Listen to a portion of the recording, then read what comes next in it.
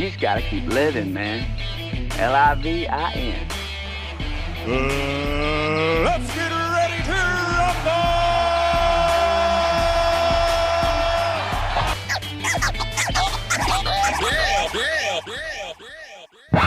Yo, how's it, Jay? How you doing? Hey, how you doing, man? Cool. I've had a bit of a rough day, I must be honest, but I'm all good. At least I'm surviving. Okay, so I don't have to worry about you too much. Nah. Bro, I'm pleased to meet you. I've been a fan of Fuzigish since the 90s, and I must say, to hear you guys making another album, I was blown away. So I'm very, very excited. Listening to your new single, you guys still got it. I want to know, how does it feel to be back? Oh, well, see, it's great. I mean, I never thought, in the beginning, you just were happy to release an album. That was an achievement. We were like, whoa, this is, so to be able to say that you listened to us in the like 90s and now all the way to now, it's amazing to actually think that it's been going for that long, and it's been great to put out another album. It's been, it kept us focused during this kind of lockdown phase. Yeah. I don't know, I don't want to insult you, but I mean, like, you're the veterans of the punk scene in South Africa. You're like the granddaddy almost, although I think I'm older than you, though. Oh, really? Yeah, we'll could have a competition. Yeah, we've been around for a while. It's true. I like to joke that we're BC, which used to be before cell phone. Yeah. Before. So yeah, it's crazy because, yeah, as I say, you just wanted to put out a song and an album, or like have somebody to sing along, and to think that now this whole journey has ended up here. And we're still doing some still putting out an album. So, It's been 25 years, man. I can't believe 25. I think the band's older than a lot of the people that come to watch us. Yeah. So I mean, with the lockdown, of course, you guys couldn't really gig or anything, but you guys are getting back into it. Is this going to become a big thing for you guys again? I mean, even before lockdown, I know you guys released, I think it was a live album a while ago, and then before that, you guys have been a little bit quiet for a little bit. You guys all had your own separate projects that you were involved with. Yeah. I mean, we like, the things, life, but we've always played and we kept playing. I mean, maybe we weren't playing as much as we were once, but I think Fuzigish is like one of the pillars, if you would like to say, one of our things is a live show. That's like kind of really what it all revolves around. So we've always been a live band, but I mean, I think this is going to be a chance to play a lot again, which is exciting. Nervous, a little bit like, hey, it's been but we played a month or so ago, and it was great, and so we're looking forward to playing again, and sometimes had little side projects and try to keep our mental health, or whatever, but when it came down to the lockdown and this whole pandemic thing, it was great that we managed to get a label that basically Mongrel wanted to put out an album, and that just like, whoa, cool. So you can focus on that and not like brood and get upset about not playing, Yeah. Now, this gig that you guys played, was this the first one in a long time? Yeah, it was the first one since whatever, I think in 2 years. It was at Suvar Bar, and it was like there was a lot of it was surreal. I can imagine. It was like you feel like you just played yesterday, but at the same time you also feel like you haven't played for ages, and all the faces that you remember, like you haven't seen them for but like, hey, we're all back together. This is amazing. Yeah, must be a good feeling. Do you now, after the first gig, feel excited about doing a lot more gigs? Yeah, I think it definitely am, and it was it's because there's nothing like playing shows is a really special energy. It's an amazing place, There's nothing better than when things are going well and everybody's just in that place together. It's such a unique and so you get a little bit addicted to that kind of thrill of that. And so I think we may have forgotten. And so as soon as when we played at Suvabai, suddenly you were in that place again. It was like, whoa, this is a great place. and that's who you are. It's in your bones, actually. I mean, there's. I was raised on punk. I think that was my first love. In high school, me and all my buddies were heavy into punk. I mean, we're talking Rancid, Pennywise, even Sublime, some ska in there. Before that, the Specials. I don't know if I don't know if people. Yeah, and still Rancid today. I mean, it's just Tim Armstrong is one of my iconic musicians that I will always follow. He actually did this one. I don't know if you've seen the video where he sits in a tree with this massive beard and he just jams in a tree. It's just insane. The beard of his is not ridiculous. Yeah, no, that must be cool. I'd like to watch that actually. Yeah. He carries on putting out stuff, like he's done all his, Tim Time Bomb, he's got Rancid and Transplant. So he's just keep busy and keep creating. I think that's a good motto, and I mean that's what he seems to do. Yeah, and what makes punk different than other genres of I don't know, I want to say rock and metal and things like that. I almost want to say there's more personality and soul behind it. I know my friends that I listened to punk with. One of my friends, he's probably about 44, 45, and he still skateboards. So I want to know, like, do you still skateboard, or do you feel like? I never was really great at skateboarding. That was Rockwell's the bass player, and I mean, I could couldn't get the basics right. I had problems with that. But I was hanging out, and the whole kind of culture that come with that, and so yeah, I think it was important that all that. For me, it was kind of finding those bands that sang like about things that made seemed like they were a bit more real to me, as opposed to that's what I think what punk was like. You could sing about anything, and you could just sing about real stuff, and didn't have to be in key. The main thing was that it was like about somehow related to you. Yeah, that was one thing, and that's what I enjoyed about that. I think. For me, that was a big part of it. And yeah, as well, I mean, I was wandering around looking for something, and then punk just found me. Yeah. And once you start understanding what punk is, it just never leaves you. Yeah. It's just like you can never almost change your music style. You will always stay with punk and ska, and you will develop it. It's a bit more like almost like a mindset, and then you can go anywhere and you can listen to anything, and you take that with you, and you add that to whatever your other music styles or anything, and it becomes punk, even though it's whatever style it can be, like jazz, it can be punk jazz. It's just like more like a mindset of approaching things, and I think that's the style of the music is attached to it definitely, but it opens up a whole lot of things, and then it's not really about that. It's about just be open-minded. Yeah, taking it in, and be happy. I mean, like it's punk is about being happy, even about the worst political stuff. It's like being told and in a happy way almost. Yeah, it's totally. It makes you bulletproof. I tell you, punk. I saw this meme that the guy posted once, and he said, "I once heard ska described as what plays in a 13-year-old's kid's head when he gets some more knickknacks, and nothing in this world is more accurate."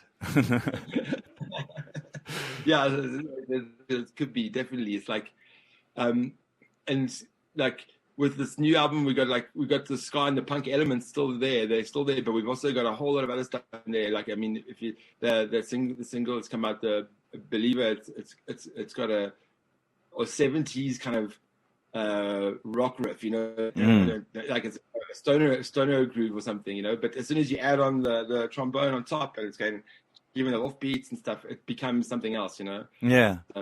I am going to play the new single, but just before I do that, I want to ask you, or actually tell you something and then ask you something. You guys actually, and I don't know if you remember, but in 2008, you guys did an interview. I'm not sure if it was with M Web or who it was with.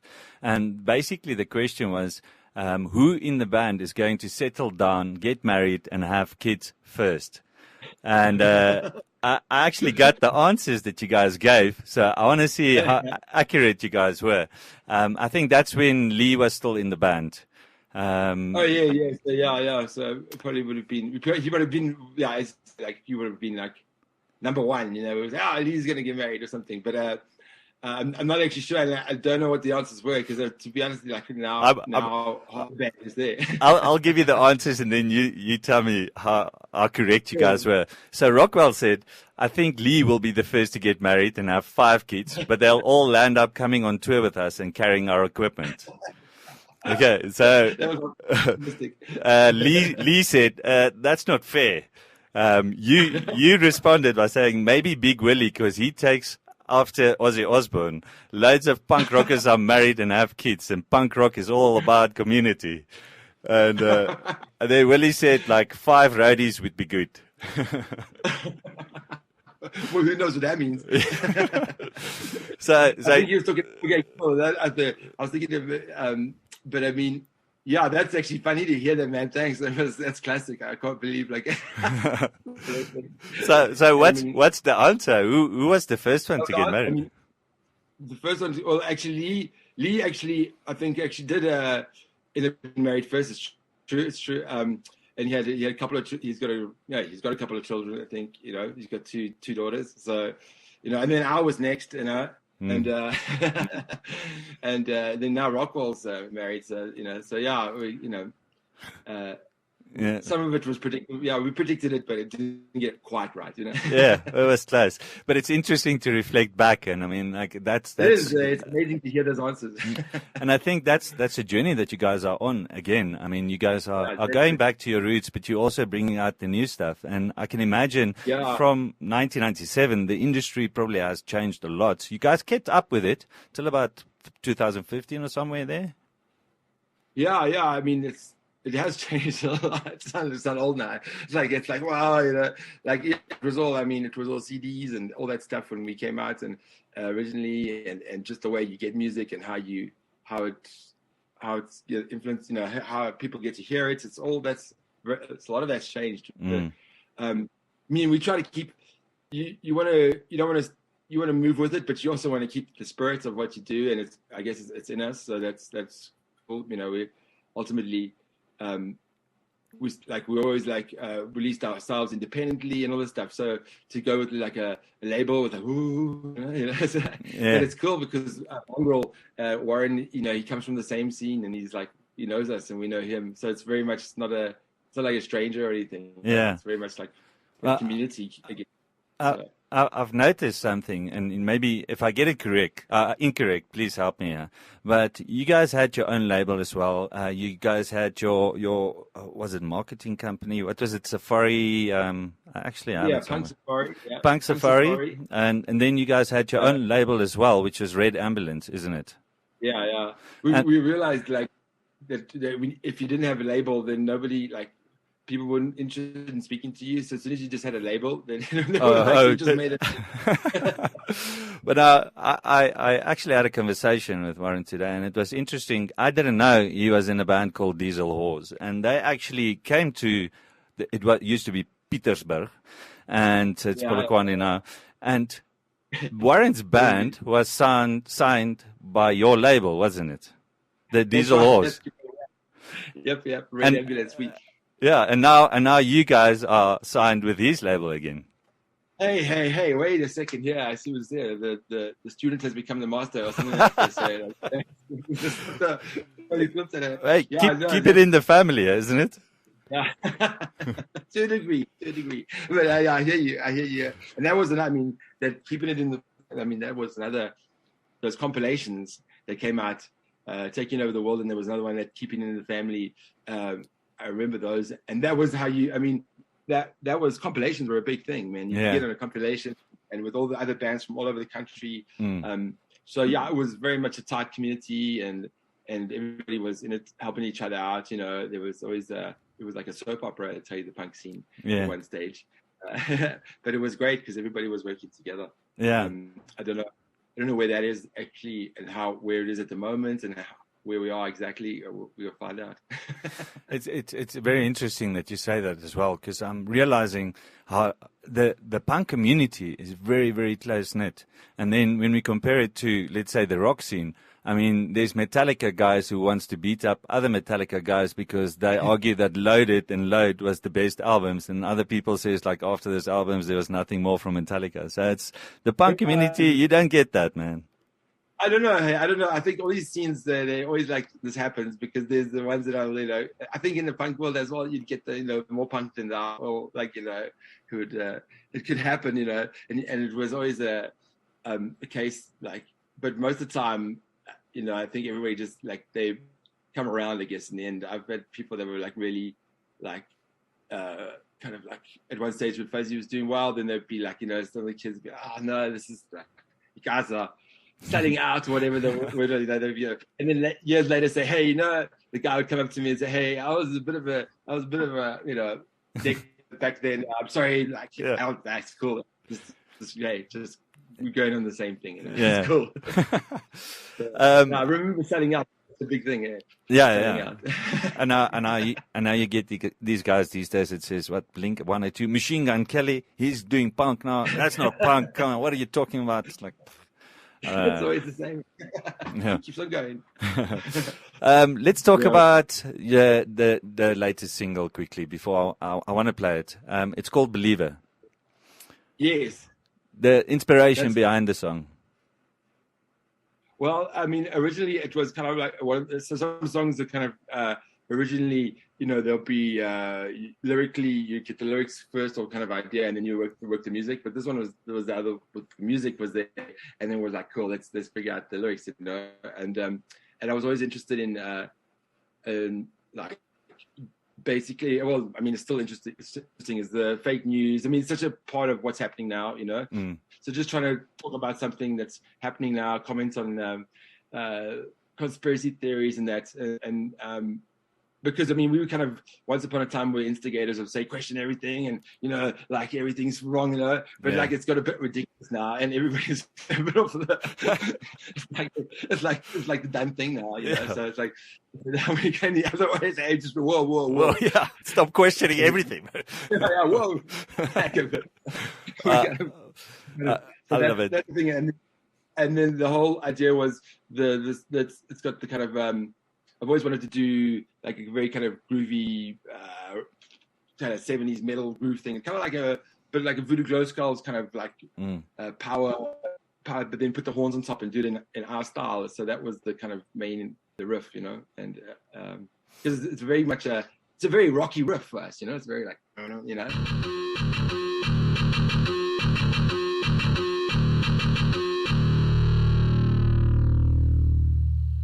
Jay Bones in the studio.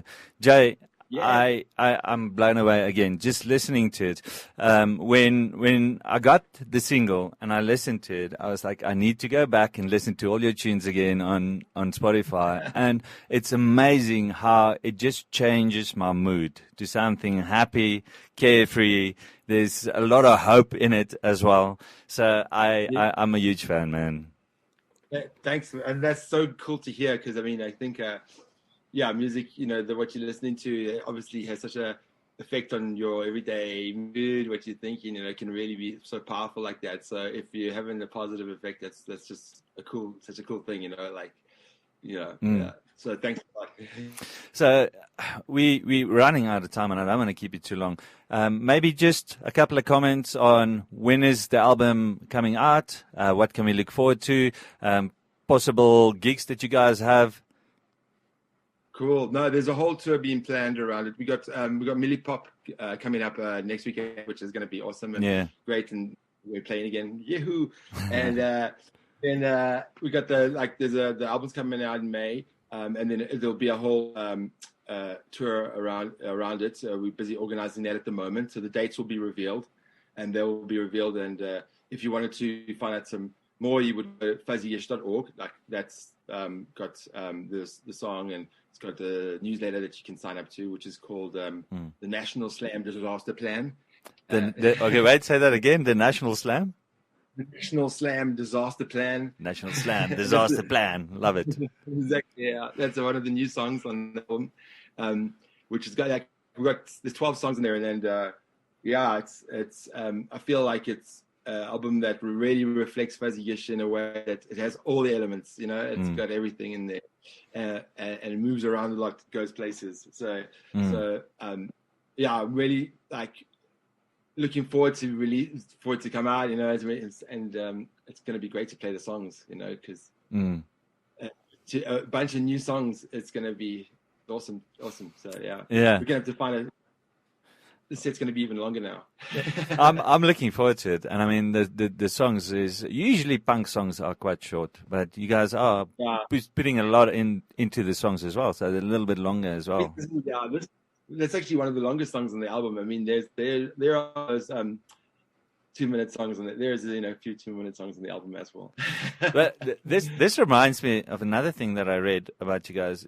You guys actually played a very long set. I think, wasn't it with some birthday party, maybe Roxwell's birthday party, where you guys actually played 40 songs in a 2-hour set? If somebody turns 40 in the band, we'll do a 40 song set, you know, and so far we've done 2. That's all I'm saying. Wow. But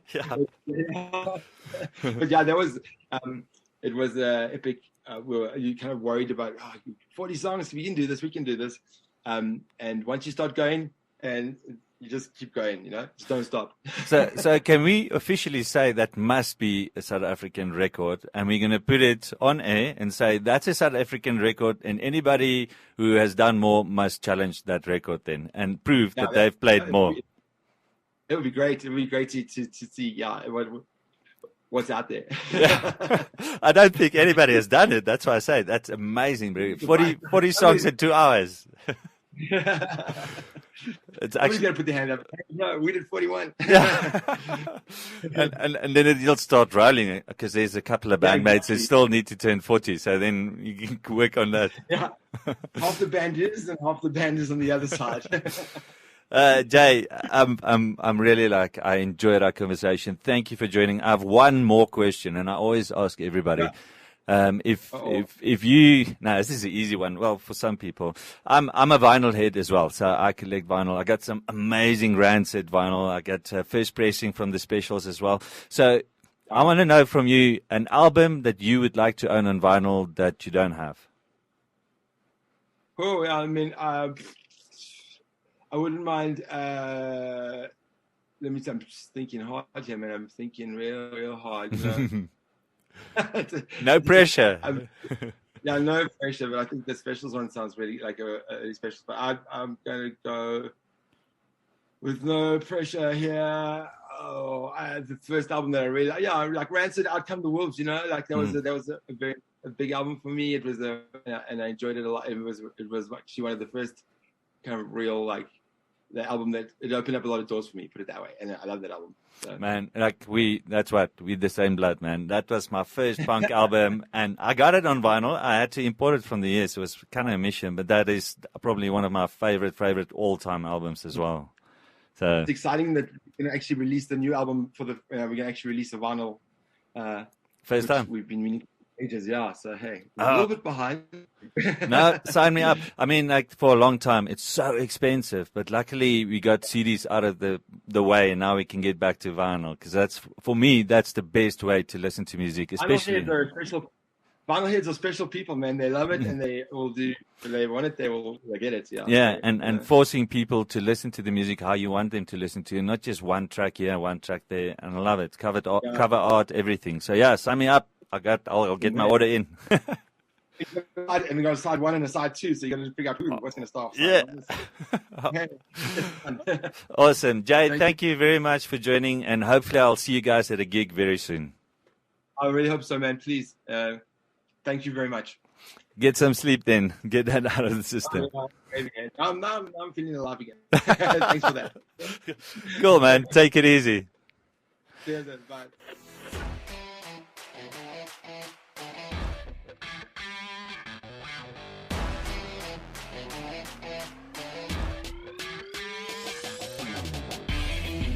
Do you remember that spelling bee you won in the first grade? Rock. R-O-K. Yeah, so what's your point? R-O-C-K. The C is silent. You just gotta keep living, man. Livin. Let's get